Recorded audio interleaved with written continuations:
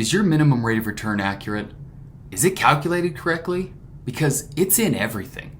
It's in your net present value, it's what you compare your rate of return to, it's in your ratios, it's in your payback calculations, it's in everything.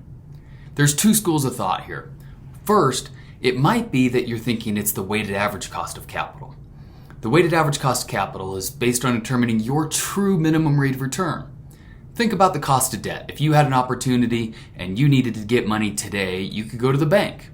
Then that means that the rate of return on that project would have to beat the bank's cost of borrowing so that you can make money. That's kind of like your weighted average cost of capital. The second thought process is that we should be looking at the opportunity cost of capital. That opportunity cost is the other option that you passed up doing. Me, I could put money in the S&P 500.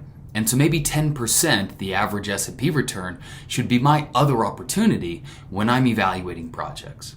Both of these have their merit. There's a lot of discussion on the internet about where these come from and how you get to these numbers and which one you should be using. I think the main issue here is if you want to work with weighted average cost of capital, the baseline assumption is that you can get to that intersection point. The problem is most people are capital budget constrained. If you're capital budget constrained, you can't get to that theoretical optimum limit, therefore introducing the idea of an opportunity cost of capital. If you want more information on this, check out the article linked below, or you can always join us in a short course.